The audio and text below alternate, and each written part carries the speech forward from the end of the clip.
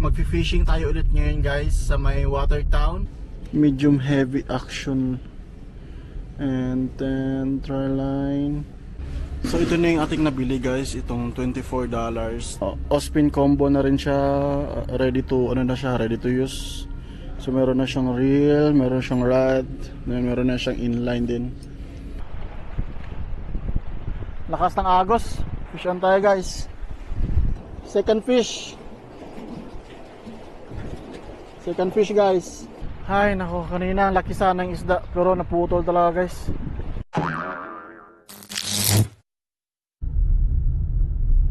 Hello guys, good morning sa inyong lahat. So for today's video guys is magfi-fishing tayo ulit ngayon guys sa may Watertown. So yung nabili natin na na reel at saka rod guys, so hindi masyado as in hindi as in ganun kaganda yung nabili natin dahil yun ang pinakamuras kasi kahapon nag-fishing kami sa Arlington na lake. So nakahuli ako doon sana pero ang problema lang sobrang laki yung guys, yung isda. So yung pag-ahon ko ng reel ko naputol yung nylon. So hindi ko alam kung ilang pounds ba yung dapat yung nylon na talaga. So mamaya kung pwede tayo kumausap doon ng expert doon sa Walmart, pakausapin natin kung ano yung magandang talaga. Anong magandang setup sa ating sa ating fishing. So mamaya guys, update lang ako mamaya pag nandun na tayo sa Walmart guys. So tara guys, samahan nyo ako mag-fishing tayo ngayong araw guys. Dahil medyo maganda yung panahon kasi kahapon kasi nakita ko sa forecast na nakakala ko uulan dito ngayon sa Willow Lake, South Dakota, pero hindi pala. One eternity later. So ngayon guys, nandito na tayo ngayon sa may Walmart. Titingnan na natin ngayon kung anong may magagandang rod at saka reel at saka inline ng dapat nating gamitin ngayong araw. So yun guys, ito na yung entrance ng Walmart. So, let's go. So hello guys, nandito na ako ngayon sa may fishing equipment. Walang tao na nag-a-assist dito ngayon guys. Ayan.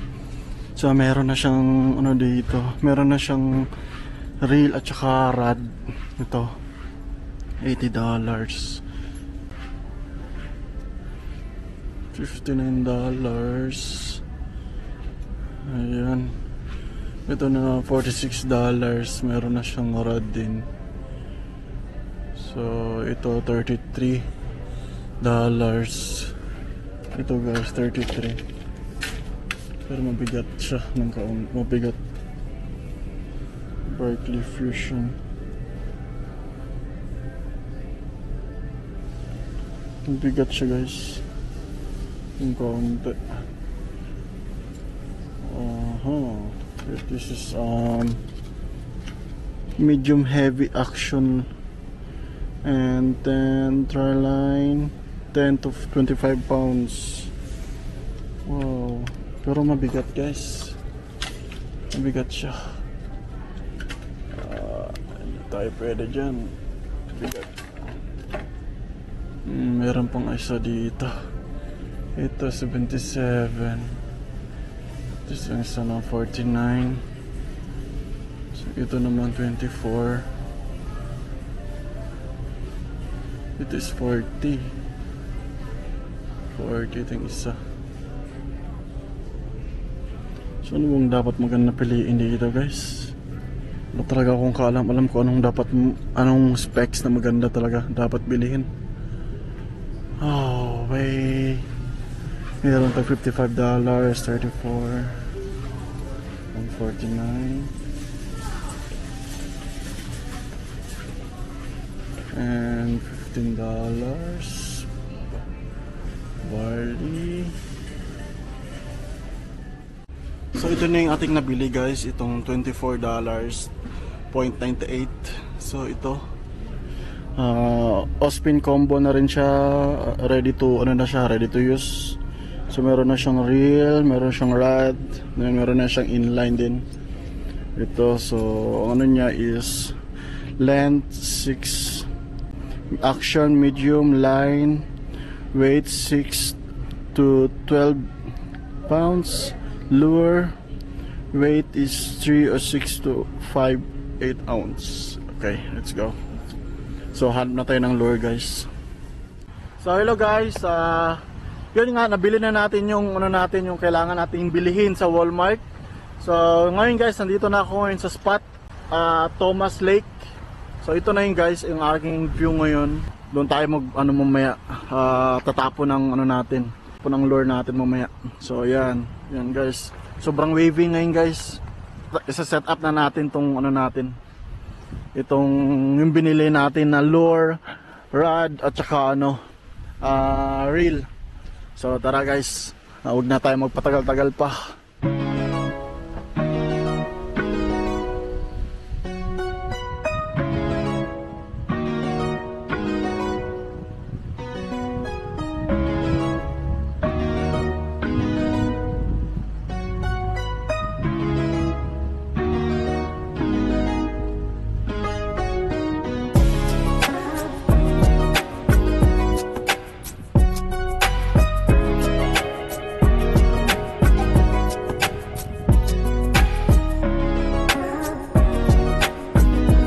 So ito yung bagong bili natin guys na reel at saka guys, rod at saka may kasama na siyang line, itong nylon.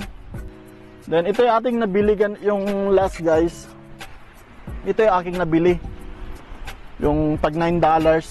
Ito siguro nasa 5 feet lang ito. Pang beginner lang talaga siya. So set up muna natin to. Ito, iiwan lang natin to guys. Yung itapon-tapon natin yung bagong bili natin na na reel. So ayan guys, set up na natin yung ating lure. Ito.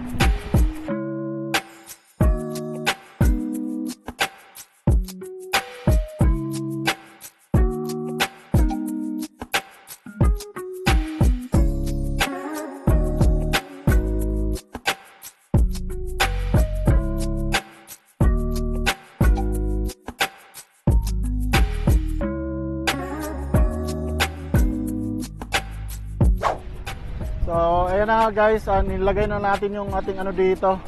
Ito yung bagong bili natin na reel. So inilagay ko muna dito. So ayan.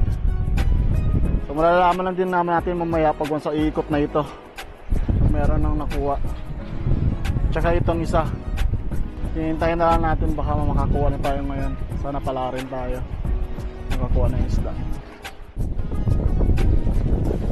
Fish on guys, fish on. Fish on tayo. Oh!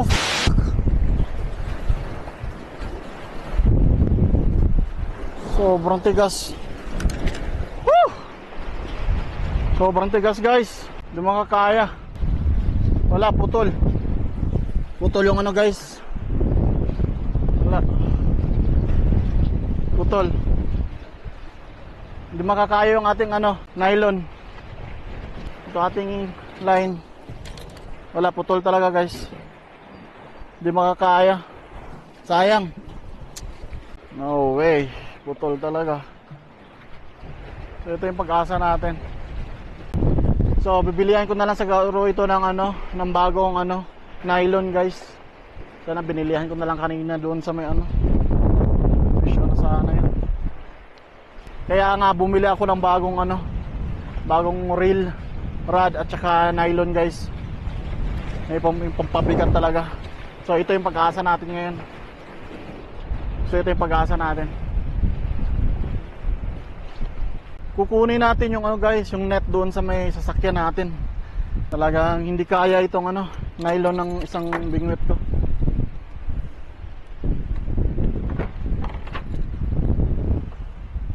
So, kunin natin tong net. Baka pala rin tayo ulit na ayun, ito yung binili ko. $7 guys. $7 yung binabili natin sa ano, Walmart. Ayan. Sana pala rin tayo ulit. Sana ano ulit. Kakainin ulit yung ating pain guys.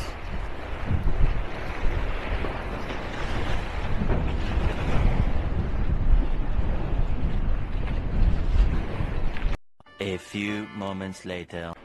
Fish on guys, sorry. Hindi ko na ano, naaktuhan. Ayan, fish on tayo.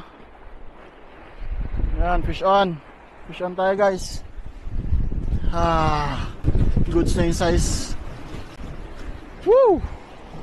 Sana one more. So not bad guys. So nakaisa na tayo guys.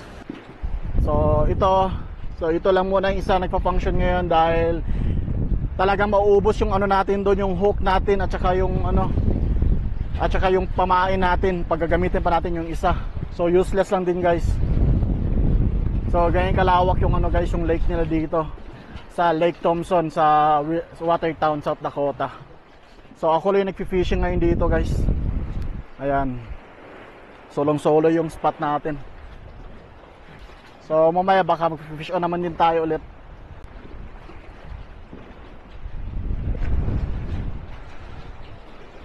Whew.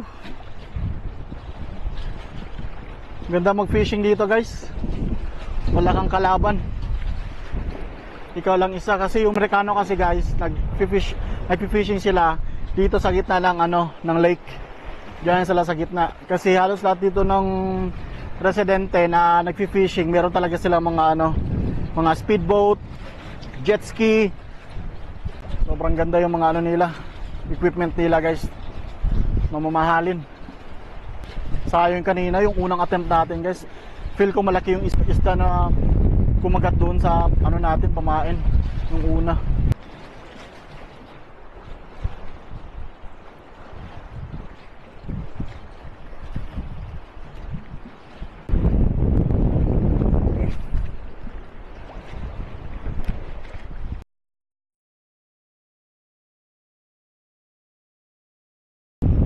Ay.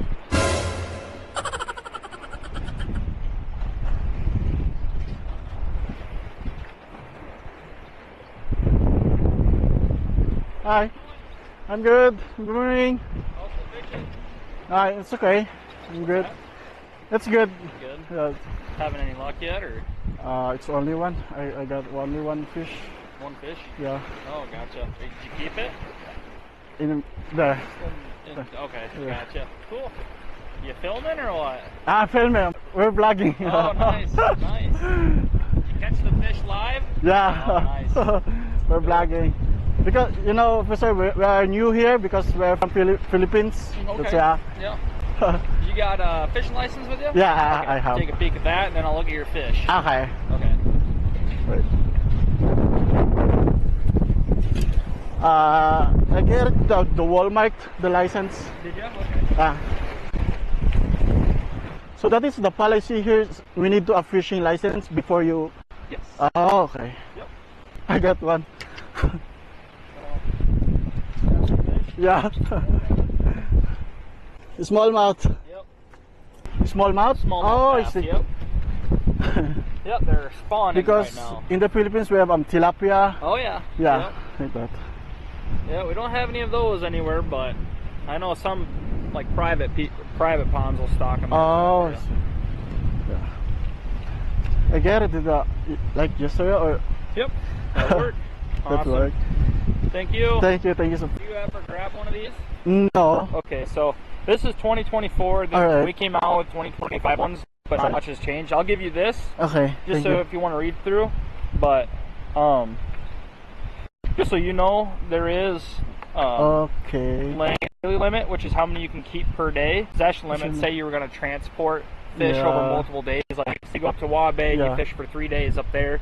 You can only transport 8 walleye, right? But you Eight, can alright. catch 4 per day. Only one can be over 20 inches. Okay. And there's limits for all of these. So you're Oh, catching bass right now.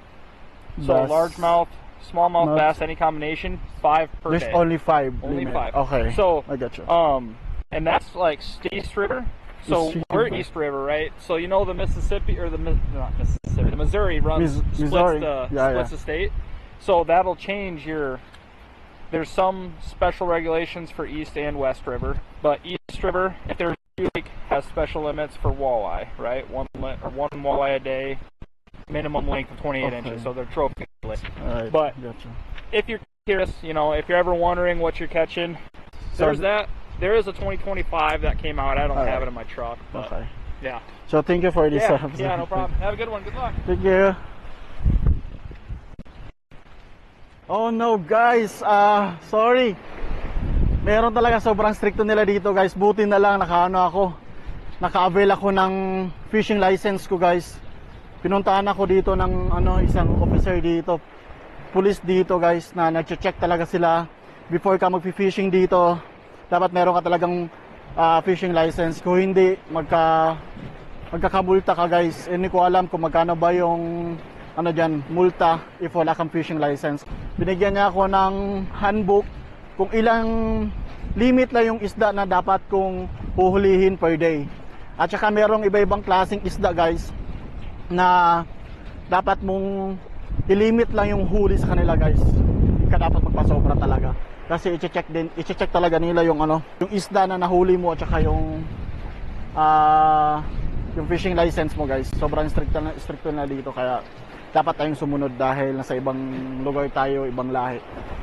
So ayan guys, hintayin natin dito. Baka makakahuli tayo ulit. Oh, way, pinuntahan talaga ako.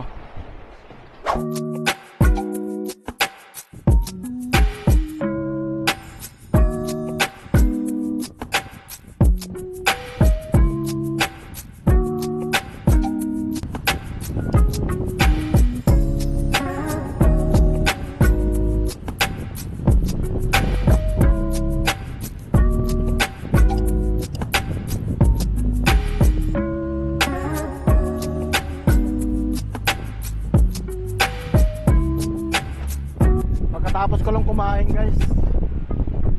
Pinutok na ako eh. 1:30 PM na. Ngayon pa akong kumain. So babalikan natin ulit yung ating guys, ating lure. Baka kinain na. Sana pala rin pa tayo. Kaya makakuha tayo ng 5 isda. Ating isda guys.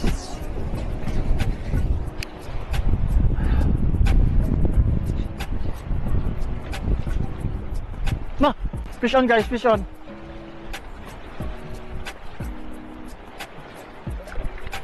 Fish on guys. Woo! Small bass. Fish on. Kinain na nga. Not bad. Kinain na guys. Small bass. Lunok na lunok niya eh. Lunok na lunok niya guys. Nalunok niya ating pamain. So sinusundan pa siya ng mga kasama niya guys. Talaga hindi siya makakatakas dito. Iba kasi yung taga na inilagay ko. Tanggal yung gilagid na guys. Second fish. Second fish guys.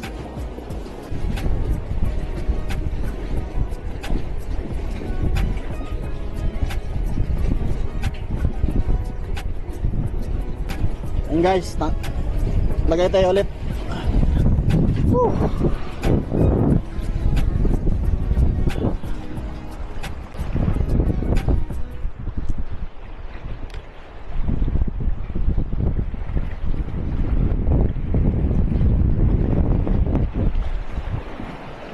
So tamang tama guys, no?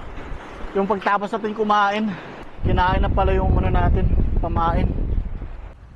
Wala guys, kanina sinubukan ko ulit set up yung kulay blue ko na lure, pero hindi talaga kakayanin ng ng nylon ko yung yung mga isda dito. Sobrang ano talaga, ang lalakas ng mga isda. Tsaka kanina meron pa akong ano, ito yung bagong ano ko, itong bagong bili ko na lure. Hindi kinaya rin kasi may kumain na malaking isda rin. So naputol. So itong lure ko na bago, isang nakawala guys. Isang naputol, then yung kulay blue wala talaga, hindi talaga kakayanin ng isang ano ko. Hindi kakayanin ng isang bingwit ko yung isda dito guys. Ang lalakas sa mga isda dito. Kanina hinila ito eh. Hinila itong ano ko, rod ko guys. Sobrang bilis. Sobrang laki na isda yun pero hindi niya kinaya.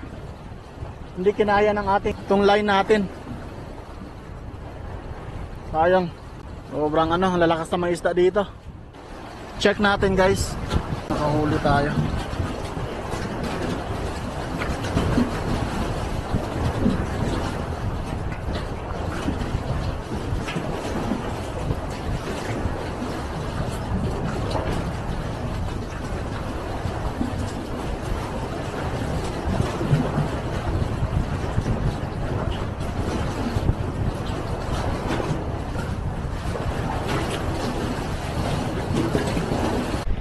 Wala pa.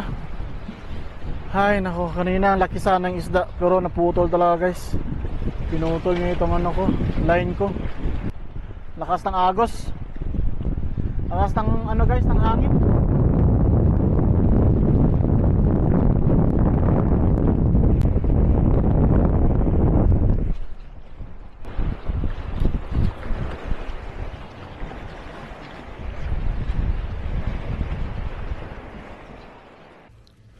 So what's up guys? So kanina guys hindi na tayo nakapag-video kung ilan yung nakuha natin kasi nalobat na yung ating camera guys.